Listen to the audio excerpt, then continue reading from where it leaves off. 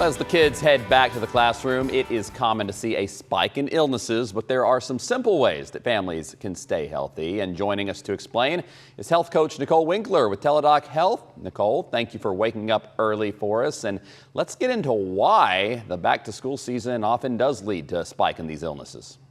Yeah, thank you for having me this morning, Chris.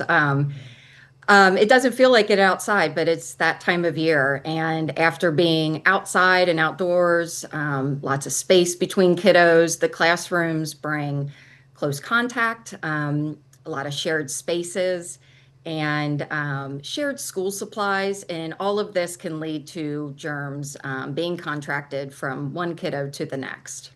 A lot of sharing going on, to be sure. So what are a few of those simple habits that families can focus on to try to keep their kids healthy? Yeah, so hand washing, which is not a new concept, but emphasizing doing it the correct way.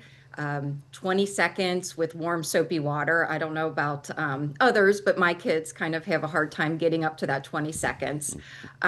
Teaching kiddos proper hygiene tactics, like instead of using their hand to sneeze into or wipe their nose, having a tissue, using their elbow just to minimize that spread of germs. Yeah, we're so used to the summer routine. So what can parents do to ease their kids back into that transition back to the classroom? Yeah, we're practicing this at home. So a few weeks out, just gradually kind of setting an earlier bedtime, setting an earlier wake up time, all in preparation for that shift in schedule. Also, kind of planning ahead with meals and snacks can go a long way. What's the plan for lunch? And if they're going to pack, maybe get a grocery list prepared. Same with meal times. Just knowing and planning ahead can help reduce stress and anxiety, which we all know can lead to unwanted illnesses as well. Parents themselves could be at risk. So how do you avoid catching whatever their kids might bring home?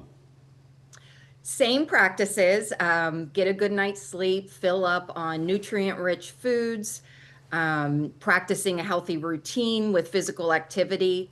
Also, while the kids are at school, parents might go around and wipe down some commonly used areas just to disinfect.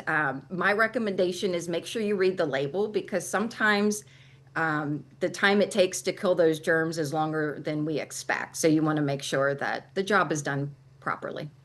Well, you are with Teladoc Health, so the families out there watching, tell them how they can utilize Teladoc Health this season. Yeah, so Teladoc Health goes beyond the season. It's really a year-round platform for quick, convenient care. They're available 24/7 for certain needs, and there's also primary care, mental health. So it's really a one-stop shop.